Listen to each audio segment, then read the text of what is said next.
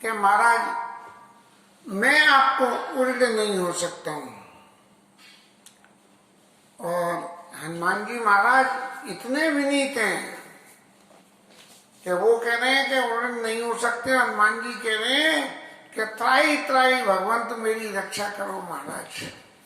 अब बताइए, हनुमान जी तो तारीफ कर रहे हैं, राम जी तो तारीफ कर रहे हैं, और हनुमान जी महाराज कह रहे हैं कि मेरी रक्षा करो। तो भैया जी रक्षा करने की क्या बात आ गई? तो रक्षा करने की बात यही है कि प्रभु आपने इतना ज्यादा आदर दे दिया तो मेरे मन में कोई अभिमान नहीं आ जाए। फिर हनुमान जी ने जो है भगवान से वरदान मांगा। और क्या वरदान मांगा? नाथ भगति अति सुखदायनी और देव दया करे अनपायनी। अपने चरणों की भक्ति दया करके दे दो। चरणों की भक्ति माने नीचे बैठना भगवान के नीचे, भगवान के संग में भगवान के चरणों की भक्ति। अब भगवान के संग और दूसरी सखा भक्ति है, मित्र भक्ति है, और सब लोगों ने करी। लेकिन ये जो अनुपायनी भक्ति है ये भगवान के चरणों की भक्ति है। ये हर कोई नहीं ले सकता है, क्योंकि चरणों में हर वक्त बैठे रहना ये भी एक बहुत मुश्किल काम है। इसीलिए सुने प्रभु परम सरल कपि वाणी। और भगवान हनुमान जी की ऐसी बहुत सरल वाणी को सुन के एवमस्तु तव कहे भवानी। और भगवान ने कह दी मस्तु ऐसा ही हो। उमा राम स्वभाव जय जाना और ताई भजन तजी भावना आना। जिसने भगवान के स्वभाव को पहचान लिया उसे तो फिर भजन करने के अलावा दूसरी कोई अवस्था अच्छी नहीं लगती है। जो एक ही साधे सब सदे, एक कोई साध लो सब सज जाएगा, और सब साधे सब जाए। इधर उधर भागते डोलो। आजकल तो संसार में ऐसी स्थिति हो रही है कि एक जगह स्थिति सिद्धि न मिले तो फटाक भाग के दूसरी जगह चले जाओ। और मैं तो ऐसा भी कहने लगा हूँ, और मेरा अपना विचार है कि आदमी एक ठाकुर की श्रद्धा छोड़ के दूसरे ठाकुर पर चला जाए तो दूसरे ठाकुर कहते हैं कि इसकी सब इच्छा पूरी कर दो, इससे भी नहीं डटा रहे। ठाकुरों के बीच में भी मुझे तो ऐसा लगता है कंपटीशन हो गया। देवी मैया के भगत गिरिराज जा रहे हैं और गिरिराज के भगत देवी मैया जा रहे हैं। ऐसी विचित्र प्रभु की लीला है। लेकिन एक साधे सब सदे सब सद सब जाए। उमा राम स्वभाव जय जाना और ताई भजन तज भाव। यह संवाद जा सुनवावा रघुपति चरण भगति सोई पावा। शंकर जी महाराज कहने लगे कि ये जो है जिसके हृदय में आ गया ये संवाद, कि हनुमान जी का राम जी का जो संवाद है ये जिसके मन में आ गया, जिसके मन में बस गया, सोई रघुपति चरण भगति सोई पावा। उसे भगवान के चरणों की भक्ति मिल जाएगी। अब धीरे धीरे वैसे ही पढ़ते हुए चले जाओ तो कुछ नहीं होगा। लेकिन जब तक हृदय में धारण नहीं करोगे तब तक जो है भक्ति नहीं मिलेगी। भक्ति लेने के लिए कहु भगति पथे कवन प्रयासा और जोग न जप तपा मख उपवासा। भगवान राम जी उत्तरकांड में कह रहे हैं जोग जप तप मग्न सरल स्वभाव न मन कुटिलाई। मन में कुटिलता मत रखो, स्वभाव को सरल हो। और जथा लाभ संतोष सदाई। और यही चैत्र में उजागर हुआ है कि कि प्रभु कह रहे हैं कि क्या दूं, क्या मांगो, क्या करो। हनुमान जी कह रहे हैं कुछ नहीं चाहिए, अपने चरणों की भक्ति दे दो। तो ये जो भक्ति का आराधन करने का साधन है, ये बहुत ही सरल है। हमारे यहाँ तरह तरह से शास्त्रों में मनीषियों ने अलग अलग रास्ते बताए हैं। अब एक आदमी को मान लीजिए एक बीमारी हो गई, और बीमारी होकर उसने एक दवा खाई और दवा खा के वो सही हो गया। अब किसी दूसरे आदमी को भी वही बीमारी हो जाए तो वो फौरन कहता है कि मैंने ये दवा खाई थी, सही हो गया, तू भी खा लीजिए दवा। ऐसे ही ये ठाकुर के चरणों की भक्ति प्राप्त करने के लिए जिसने जिस तरीके से प्राप्त किए वो तरीका अपनी जगह उसके तजुर्बे में सही है। कोई भी अनुभव किया हुआ भगवत कृपा का तरीका निष्फल नहीं होता है। अब लोग तो इस बात पे आपस में ही खो कर बैठते हैं, अरे जाओ हमने तो जाओ, इन बातों में कोई दम नहीं है। लेकिन ठाकुर जी की कृपा पाने के लिए एक साधे सब सदे, सब साधे सब जाए, किसी एक को साध लो, सब काम हो जाएंगे। और सुनी प्रभु बचन कहाई कपि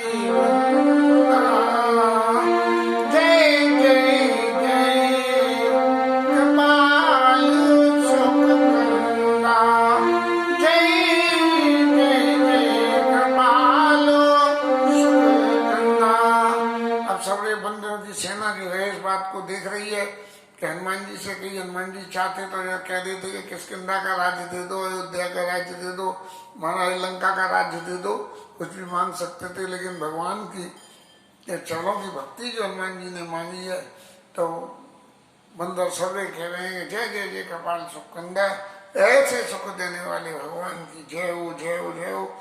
तब रघुपति कपिपति बोलावा,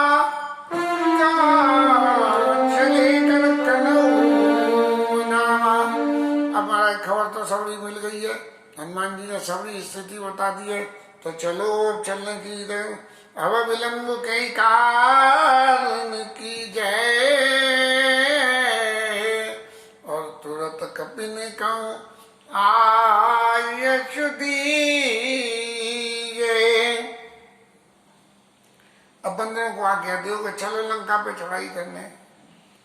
बानर सेना कभी भी लक्ष्य लेके नहीं चलती है, उसने तो कहीं भी कुछ किया, झपट्टा मारा और फिर भागती है बानर सेना। तो उनसे कहिए चलो भगो और जाओ, और लंका पे जीतने के लिए जो भी प्रयास कर सकते हो उसको करो। कौतुक देख सुमन बहुवर्षी, नवते भवन चले सुरहर्षि। और देवताओं की तो जो पोबारे हो गई, बोले अब तो ये बंदर भालू चल दिए, मरेंगे तो जी मरेंगे, और हमें राक्षसों से मुक्ति मिले। कपिपति भेज बुलाए, आए जूथ हेड ऑफ दी बंदर आ गई, और नाना वर्ण अतुल बल बानर भालू बड़ी। बंदर भी थे, भालू भी शामिल थे उसमें, ढेर के ढेर चले आए। असमय सुना सवन 10 कुंदर, पदम 18 जूतों, 18 पदम तो सेनापति थे, तो बंदर कितने होंगे। प्रभु पद पंकज नावै सीसा, और गर्जई बाल महाबल की सा। भगवान के चरणों में सिर दबा में, और फिर वहां से भक्ता बंदर तो हमेशा चलता ही भक्के। तो गर्जई बाल महाबल खीस, खी करके जोर जोर से हो गए। देखी राम सकल कपि सेना, और चितई कृपा करी राज। भगवान ने अपनी कृपा दृष्टि बंदर भालुओं के ऊपर में करी, इसलिए करी कि कृपा दृष्टि से होगी तो इनमें बल बना रहेगा, और नहीं तो बंदर विचारों में कितना दम होता है। राम कृपा बल पाए कपिंदा, और वही पक्ष जुत बनहु गिरिंदा। बंदरों के ऐसे बड़े बड़े आकार हो गए, और जैसे पर्वतों के पंख लग गए हो ऐसे बंदर भालू रोने लगे, क्योंकि भगवान राम जी ने कृपा करके उनको देख लिया था।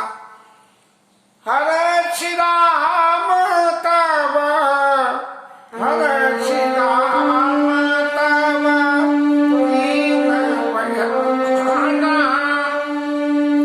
सगुन मय सुंदर सुनना, मय सुंदर सुनना।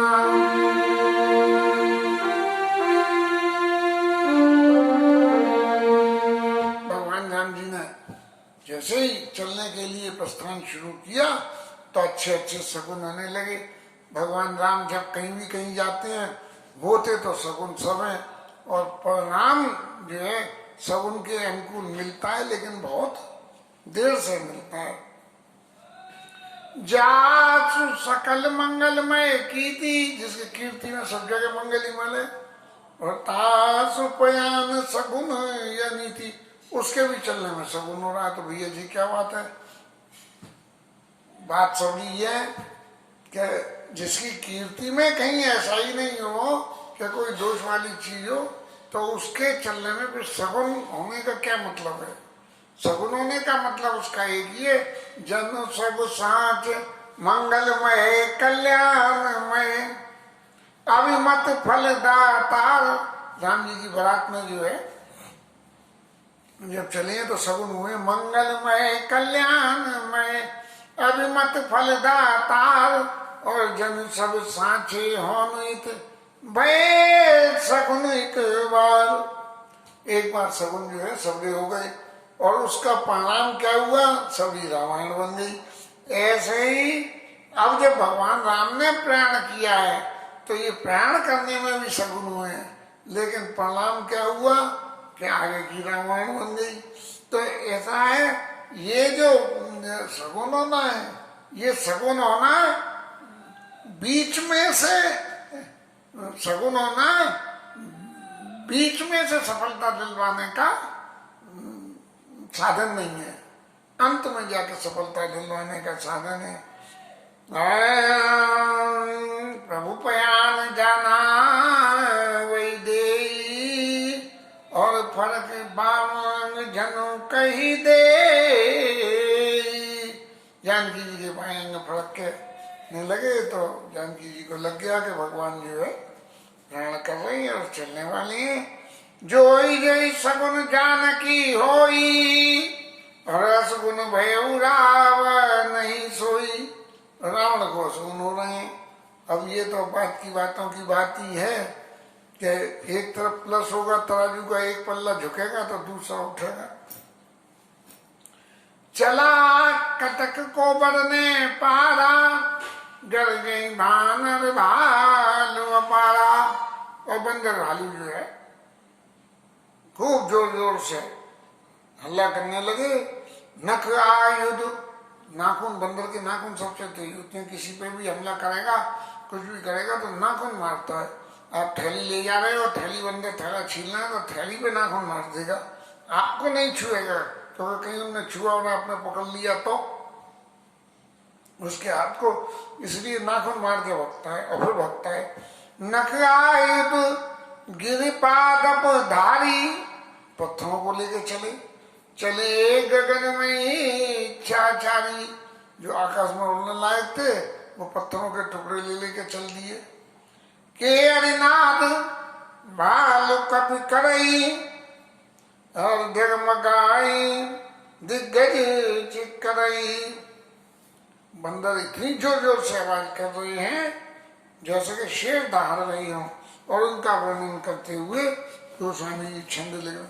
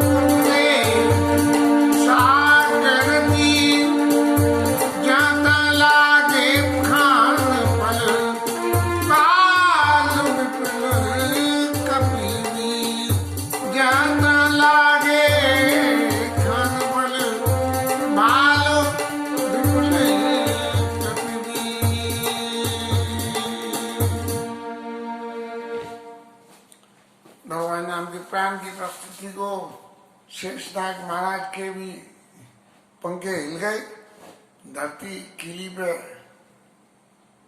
कच्छप भगवान की पीठ पर डोलने लगी और जोर लगा लगा के सब पकड़ रहे हैं।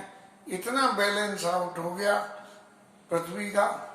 अब इतना बैलेंस आउट हुआ तो महाराज लंका में भी तो कुछ हुआ होगा, लेकिन ऐसी समझ में आती है कि गोस्वामी जी महाराज ने भगवान राम की इस परिस्थिति की, भगवान राम की इस परिस्थिति की विशालता को वर्णन करने के लिए ये लिखा है। और इसके साथ आज की कथा विश्राम। हरि नाम कीर्तन।